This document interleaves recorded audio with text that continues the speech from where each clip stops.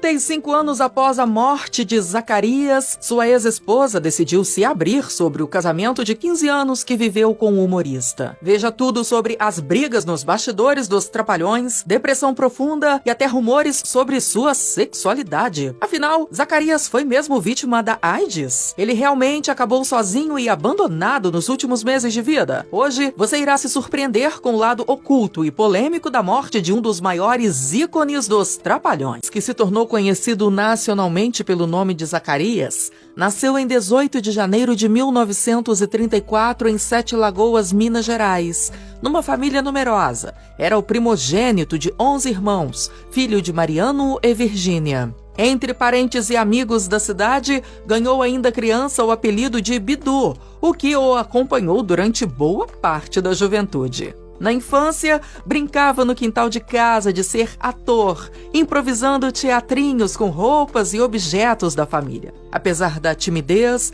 na Escola Sagrado Coração de Jesus e depois na Escola Estadual Maurilo de Jesus Peixoto, ele não demorou a se destacar em apresentações artísticas e pequenas encenações. Assim, nos anos seguintes, Zacarias ingressou no Grêmio Teatral, onde ficou conhecido escrevendo, atuando, produzindo peças e montando o palco de apresentações que chamavam a atenção dos moradores locais. Em 1954, estreou no rádio, participando do programa de variedades em Babozal Era Assim, transmitido pela Rádio Cultura de Sete Lagoas. O contato com o microfone lhe mostrou um novo caminho. Em abril de 1957, se mudou para Belo Horizonte para estudar arquitetura. Mas a vida já preparava outra virada. Ele foi convidado para trabalhar na Rádio Inconfidência, passo decisivo para a transformação de Mauro Gonçalves no humorista que o Brasil conheceria como Zacarias.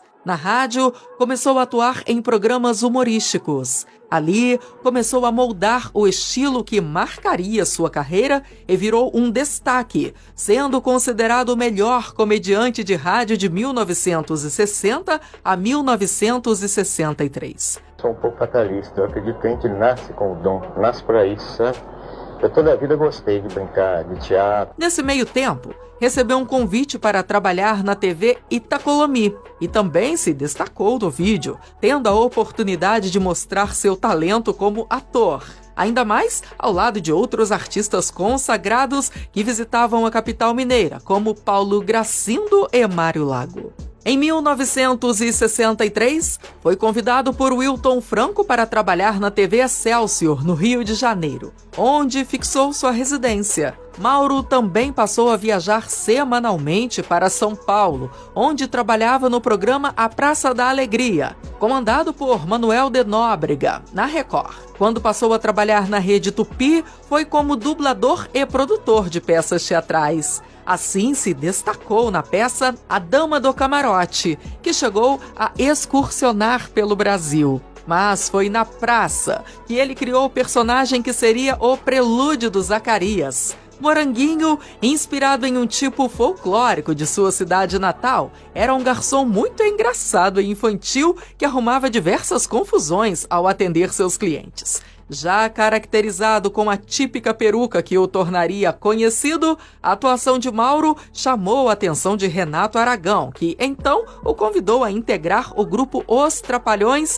que estava se formando na emissora em 1974. Fui engraxate, aí fui para Belo Horizonte estudar, fui radioator, locutor, teleator, vim para o Rio de Janeiro, conheci os Trapalhões e virei palhaço.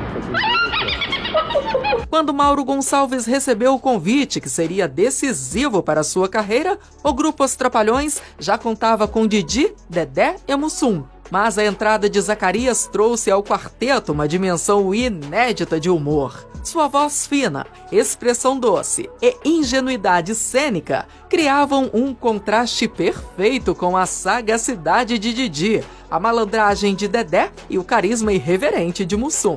A química entre os quatro era quase mágica. Cada um tinha seu espaço e personalidade, mas juntos criaram uma sinfonia de risos que encantava o público de todas as idades. Zacarias assumia o papel de ingênuo e atrapalhado, sempre se metendo em confusões e sendo vítima de situações absurdas, mas com o timing perfeito, que tornava cada cena memorável. Sua capacidade de rir de si mesmo, de se entregar completamente ao absurdo, transformou o humor do grupo, o tornando mais acessível. O sucesso de Os Trapalhões extrapolou os estúdios. O programa, inicialmente exibido na Rede Tupi, depois na Globo, a partir de 1977, se tornou um fenômeno nacional. As famílias se reuniam diante da TV para acompanhar as aventuras e desventuras do quarteto, enquanto as músicas, esquetes e bordões se espalhavam pelo país.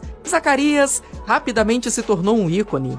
Sua figura pequena e expressiva contrastava com seu talento gigante para a comédia, e seu estilo particular conquistou tanto os adultos quanto as crianças, que tinham uma predileção por ele. Além da TV, o grupo alcançou uma popularidade estrondosa no cinema, pois os filmes dos Trapalhões, lançados quase anualmente entre os anos 70 e 80, batiam recordes de bilheteria, misturando humor físico, sátira social e aventuras que refletiam a cultura brasileira da época. Zacarias, com seu jeito singular, se destacava em papéis centrais e coadjuvantes, provando sua versatilidade e consolidando seu status de estrela nacional. O quarteto também se apresentou em shows e turnês pelo Brasil, levando humor para teatros, clubes e arenas. As apresentações ao vivo revelavam ainda mais a energia contagiante de Zacarias, que conseguia cativar plateias com sua ingenuidade, timidez teatral e entrega total às piadas. Os Trapalhões conquistaram o Brasil com seu humor contagiante, mas a vida por trás das câmeras era muito diferente da versão alegre transmitida na televisão. Isso porque nos bastidores, o quarteto enfrentava momentos de tensão, disputas de ego e conflitos relacionados a contratos e direitos de imagem. Renato Aragão, como líder do grupo, gerenciava a maior parte dos contratos e lucros, o que provocou o ressentimento de Dedé, Mussum e Zacarias. A situação atingiu um ápice em 1983, quando a diferença de remuneração e o suposto lucro exorbitante do líder provocaram uma verdadeira rebelião. Os três se afastaram temporariamente do programa, criando um impasse que abalou o sucesso do quarteto. Além das disputas financeiras, Zacarias vivia a pressão constante de manter sua persona pública. Como eu falei com ele, gente, é difícil falar sobre isso, é difícil mesmo, porque nós nunca passamos por essa experiência de separação, né? Vamos ver como é que fica. A cada aparição, precisava encarnar o personagem ingênuo e cômico, escondendo a própria timidez e a fragilidade pessoal.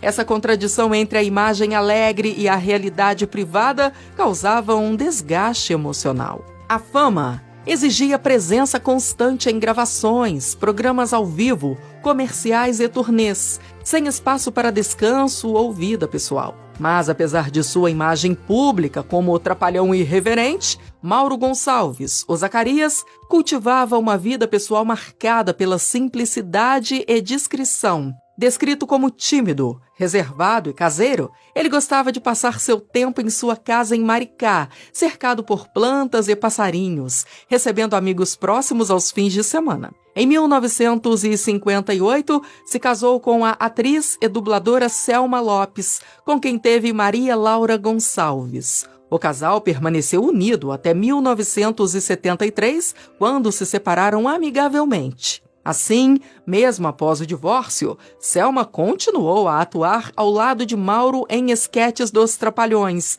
demonstrando o respeito mútuo que mantiveram ao longo dos anos. Após o término, Mauro teve relacionamentos breves, sendo os mais conhecidos com a cantora Valesca, de 1980 a 1981, e com Idalina Martins Campos, em 1986, uma mulher 25 anos mais jovem que ele. Zacarias era profundamente religioso, com forte crença no espiritismo e nutria simpatia pela Umbanda. Sua fé se fortaleceu após ele se curar de uma osteomielite, período em que passou a frequentar centros espíritas. Apesar de não ser do conhecimento